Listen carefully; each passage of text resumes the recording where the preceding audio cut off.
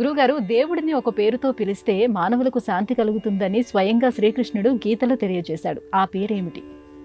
భగవద్గీతలో నేను చాలాసార్లు చెప్తూ ఉంటాను, ప్రతి సమస్యకి పరిష్కారం ఉంటుంది.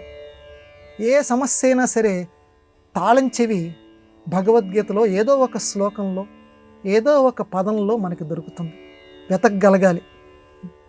గాంధీ మహాత్ములు తనకి ఏ సమస్య వచ్చినా సరే ఆ భగవద్గీతలో ఒక పేజీ ఇలా తీసేవారట. ఆయన స్వయంగా రాశారు. ఒక పేజీ తీస్తే ఆయనకి ఉన్న సమస్యకి పరిష్కారం అక్కడ ఉన్నటువంటి ఆ పేజీలో ఉన్న శ్లోకంలో కనపడేది. ఇప్పటికీ కూడా గీతాచార్యుల మీద నమ్మకం ఉన్నటువంటి వారు ఇప్పటికీ కూడా అదే పనిచేస్తుంటారు.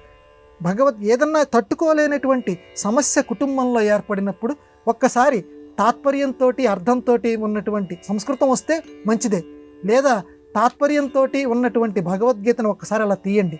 తీస్తే మీ సమస్యకి ఆ ఉన్నటువంటి శ్లోకాల్లో ఏదో ఒక శ్లోకం పరిష్కార మార్గం చూపిస్తుంది. అలా లేదు అని అంటే పెద్దల దగ్గరికి తీసుకురండి, మీ సమస్య చెప్పండి, అందులో పరిష్కారం ఏంటో చూపిస్తారు. అందువల్ల అంతటి విశిష్టమైనటువంటిది కాబట్టే ఈనాటికి కూడా మన న్యాయస్థానాల్లో భగవద్గీత మీద ప్రమాణం చేయండి అని చెప్పి మిగతా ఏ గ్రంథానికి ఇవ్వనటువంటి ప్రామాణ్యం భగవద్గీతకి ఇచ్చారు. సరే, మీ ప్రశ్నకు వస్తాను. శాంతిని ఇచ్చేటువంటి ఒక పదం ఉందట. ఆ పదం గనక తలుచుకుంటే శాంతి ఏర్పడిపోతుంది అన్నాడు శ్రీకృష్ణుడు. ఏమిటా పదం భగవద్గీతలో? ఇప్పటికీ కూడా ఈ పవిత్రమైన కార్తీక మాసంలో మనందరం ఆచరించదగింది.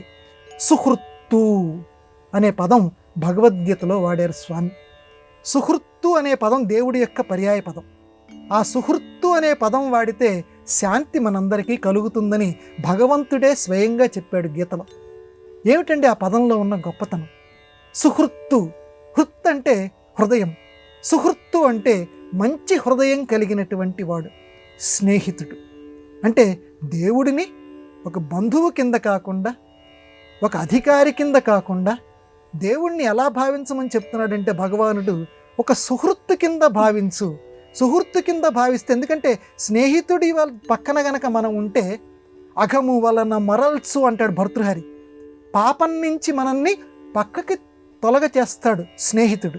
అలాగే దేవుడు అనేటువంటి స్నేహితుడు పాపం నుంచి పక్కకు తొలగించేసి మన కష్టాల నుంచి పక్కకు తొలగించి మనకి శాంతిని చేకూరుస్తాడు. అందుకని భగవంతుడికి ఉన్నటువంటి అన్ని నామాల్లోకి శాంతి కావాలి అని అంటే సుహృత్తు అనే పదం మీరందరూ కూడా ఉచ్చరించండి అని గీతాచార్యుల వారు స్వయంగా చెప్పారు. యక్ష ప్రశ్నల్లో కూడా భర్తకి నిజమైనటువంటి స్నేహితుడు ఎవరు అని యక్షుడు అడిగితే ధర్మరాజు గారు జవాబుగా భార్య సుహృత్తు అని చెప్తాడు.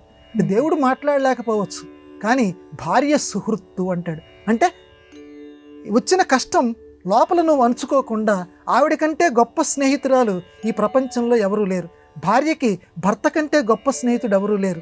చక్కగా విడమరిచి నీకున్న సమస్యని ఆవిడకి చెప్పు, ఆవిడకున్న సమస్యని ఇతనికి చెప్పండి, ఇద్దరు కూడా. కాబట్టి నిజమైనటువంటి స్నేహితుడు ఎవరంటే భార్యకి భర్త, భర్తకి భార్య అని యక్ష ప్రశ్నల్లో మహాభారతంలో వ్యాస భగవానుడు చెప్పాడు. అందువల్ల సుహృత్తు అనే పదాన్ని తలుచుకొని ఇంట్లో ఉన్నటువంటి వారితోటి ఆ సమస్యని చక్కగా కలిసి చర్చించుకొని పరిష్కారం పొంది అందరూ కూడా ఈ పవిత్రమైన కార్తీక మాసంలో శాంతిని పొందెదరుగాక.